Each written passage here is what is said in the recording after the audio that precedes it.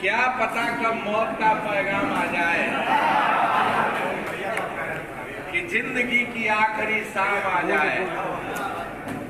मैं तो ऐसे मौके तलाशता हूं दोस्त कि मेरी जिंदगी भी किसी के काम आ जाए। उपस्थित हमारे क्रांतिकारी साथी, संघर्ष जिनके रग रग में है और 18 दिन सुख शांति और संघर्ष के साथ जो आज हमारे बीच में जेल से रिहा होकर आए हैं, जिनका स्वागत करने के लिए हम सब लोग एकत्रित हैं। आली जनाब शाहनवाज साहब, माइनॉरिटी कांग्रेस के आईसीसी सेक्रेटरी भाई मिन्नत भाई, जो लगातार उत्तर प्रदेश के अल्पसंख्यक विभाग को लगातार संघर्षमय ऊर्जा और सभी कार्यकर्ताओं को संगठन और संगठित करते हुए लेकर चलने का कार्य कर रहे हैं। हमारे बहुत ही महत्वपूर्ण साथी भाई मनोज भाई, जो प्रदेश के महासचिव हैं, निडर, निर्भीक और आंदोलनों में बढ़ चढ़कर हिस्सा लेने वाली हमारी बहन रफत जी, उपस्थित यहां आए हुए माइनॉरिटी सेल के प्रदेश भर के आए सभी प्रदेश उपाध्यक्ष, महासचिव, सचिवगण, सम्मानित जिले के पदाधिकारी साथियों, हमारे बीच में प्रदेश के प्रशासन विभाग को देखने वाले भाई दिनेश सिंह जी, उपस्थित सभी हजरात, कानपुर से चलकर आए हमारे, नाम मैं थोड़ा भूल रहा हूं, तुम्हारा बता देना, अमनदीप, जो पार्षद भी हैं, बहुत लोकप्रिय है वहां के हमारे अनुज साथी, मित्रों, साथियों, कुशल संचालक जनाब आस मोहम्मद मुन्ना साहब, मैं कुछ देर से आप सब लोगों को सुन रहा था। आज की बैठक जो हम सब लोग यहां एकत्रित हुए थे, इसलिए हुए थे कि हम सब लोग, जो हमारे दो साथी सीए एनआरसी के आंदोलन में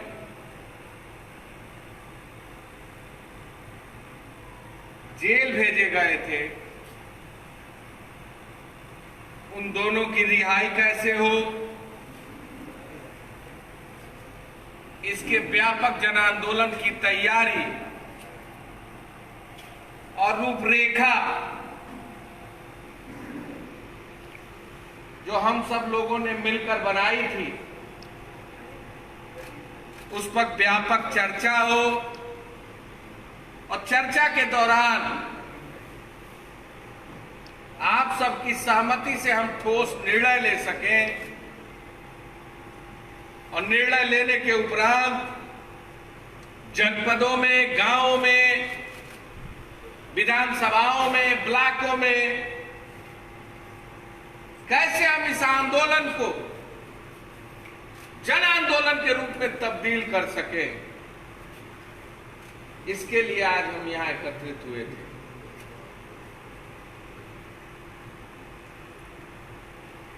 ईश्वर की महिमा कि कल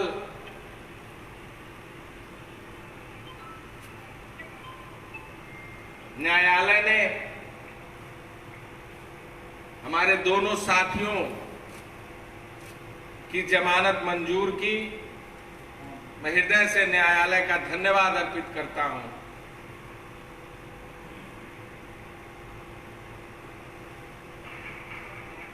और एक साथी जो आज हम लोगों के बीच में है, श्री सानवाज साहब, और एक साथी जो अनस, वह शाम तक उसकी भी रिहाई चली जाएगी और शाम तक आने की उम्मीद है। मुझे लगता है कि आज का जो वर्तमान हालात है, जो परिस्थितियां हैं, जो चुनौतियां हैं, इन चुनौतियों का जब तक हम सब लोग मिलकर मुकाबला नहीं करेंगे, जब तक एकजुटता के साथ अपने अधिकारों के लिए, अपने हक के लिए आगे नहीं आएंगे, और जो बात हमारे सानवाज साहब ने दोहराई, उन बातों पर अमल नहीं करेंगे, तब तक इस देश में बदलाव संभव है। हमारे बीच में एक साथी है जो 50 दिन तक जेल की यात्रा कर आए। मैं तो समझता हूं जेल राजनीति में अस्थायी घर होता है और मुकदमे इनाम होते हैं। क्या बात रही, क्या बात है। और जेल की दीवारें हम सबके मजबूत इराकों को नहीं रोक सकती। परिणाम जो भी हो, जनहित के मुद्दों के लिए, आवाम की आवाज के लिए, गरीब मजलूमों के लिए, दलित पिछड़े अल्पसंख्यकों के लिए, किसान नौजवान गरीबों के लिए, अगर एक बार नहीं 1000 बार भी जेल जाना पड़ेगा तो कांग्रेस का कार्यकर्ता।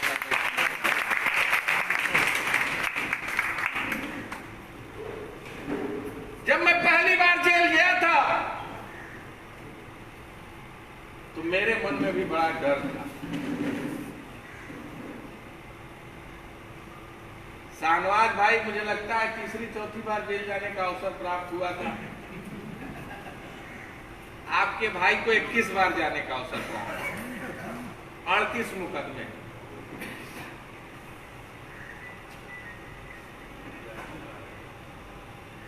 ये बात मैं इसलिए कहना चाहता हूं, हर आदमी इसीलिए डरता है कि सरकार है, सत्ता है, दमन है, सरकार हमें जेल भेज देगी, मुकदमे लिख देगी। जब मैं पहली बार जेल गया था, कचहरी में मेरे ऊपर पहली मुकदमे हुए थे और मुझे कोर्ट में ले जाकर पेश किया गया था। मेरे पिताजी वहां गए थे मेरी जमानत कराने।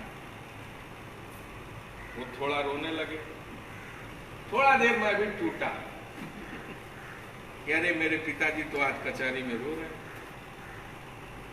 लेकिन मैंने एक हिम्मत अपने मन में बांधा। 4 दिन की यात्रा करके आया जेल से छूटकर, तो जेल के कैदियों की पीड़ा देखा तो मुझे लगा हम तो समाज हित में, बिजली कटौती के आंदोलन में हम जेल पहली बार गए थे, उसके खिलाफ आंदोलन किए थे। तो मैंने कहा कि मैं तो जनहित की लड़ाई में जेल गया हूं, यहां तो बहुत सारे हमसे ज्यादा बीमार हैं जो 1 साल से, 11 साल से, 8 साल से, 9 साल से हैं। इनकी पीड़ा कितनी लंबी होगी। बहुत सारे लोग थे जो निर्दोष जेल में बंद थे उनकी पीड़ा कितनी होगी। 4 दिन बाद जब मैं जेल से छूटकर आया तो लोगों के मन में एक अभूतपूर्व प्यार इसने मेरे लिए दिखा और वो मेरा जज्बा बना। वो मेरे लिए एक आत्मबल का काम किया। और दूसरी बार जब मैं जेल गया तो मित्रों, मैं आपको बता नहीं सकता, पुलिस की इतनी लाठी मेरे शरीर पर पड़ी थी कि मुंह से खून का लोथड़ा गिर रहा था। रात को 1 बजे मुझे जेल में उठाकर वैसे फेंक दिया। 3 दिन तक मैं बदहास था, होश में नहीं था। कैदी मेरे ऊपर रुई और डाल डाल के सफाई करते थे, जो हमारे क्षेत्र के थे कि लल्लू भैया इसलिए। लेकिन अफसोस नहीं था। पुलिस के दमन के खिलाफ गया था। एक लड़के को दरोगा ने मार के हाथ तोड़ दिया था और उसी दरोगा के खिलाफ उसके थाने में मुकदमा लिखवाने के लिए मैंने थाने का घेराव किया था। अफसोस इसलिए नहीं था कि शरीर पर चोट थी, चिल्ला तो जरूर रहा था, लेकिन 5 दिन बाद मन में एक अजीब उत्साह था। 21वें दिन मैं जेल से छूटा। आप भरोसा नहीं करिएगा, ऐतिहासिक स्वागत लोगों ने मेरा किया। उस गांव के गरीब महिलाएं, बूढ़े, बच्चे सड़कों पर खुशी मनाते हुए, और जो अभूतपूर्व स्वागत उन लोगों ने किया, मेरा हौसला और बढ़ा।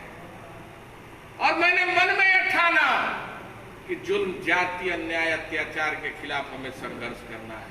और बढ़ता गया, जेल जाता गया, मन में विश्वास पैदा होता गया और कभी पीछे मुड़कर हमने देखने का काम। मैंने इसलिए इस बात को आपके बीच में रखा कि अगर आप व्यवस्था परिवर्तन की बात करने आए, इस जुल्मी, अहंकारी, दमनकारी सरकार से संघर्ष करने आए हैं, तो मुकदमे को तो इनाम समझना पड़ेगा और जेल को अस्थायी घर समझना पड़ेगा। क्योंकि जिस तरह संवैधानिक ढांचाओं से, संवैधानिक अधिकारों का हनन होता जा रहा है, जबरन एक वर्ग विशेष को निशाना बनाया जा रहा है,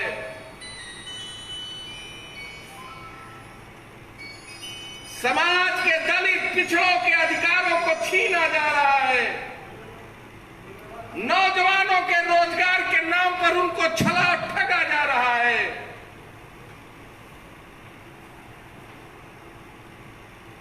जबरन एक एक मुकदमा पर सामान्य लोगों को गैंगस्टर में जेल भेजा जा रहा है और अपराधियों को अपने साथ लेकर घूमने का काम सरकारें कर रही हैं। ऐसे में जहां किसान आत्महत्या करने पर विवश है, गन्ने का दाम नहीं है, मजदूर जो दूसरे प्रदेशों से गांव में लौट कर आया है, बांदा हो, झांसी हो, हमीरपुर हो, अन्य जगहों पर आज आत्महत्या करने पर विवश है।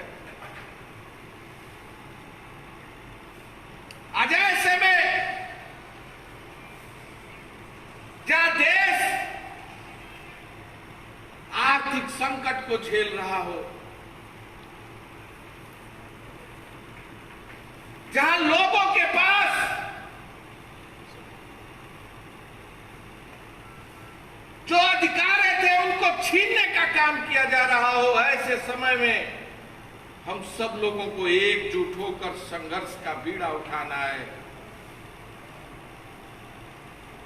आदरणीय प्रियंका गांधी जी, आदरणीय राहुल गांधी जी, जो हमारे नेता हैं, आपने देखा सरकार ने लाख प्रयास किए, लाख दमन की कार्रवाई की, फिर भी इस देश में जो इस भारतीय जनता पार्टी के सरकार की गलत नीतियों के खिलाफ जुल्म, जाति, अन्याय, अत्याचार के खिलाफ लड़ने वाले किसी एक व्यक्ति का नाम है, उसका नाम राहुल गांधी। झुके हैं न झुकेंगे, हम लड़े हैं और लड़ेंगे। इस नारे के साथ आज भी आदरणीय राहुल गांधी जी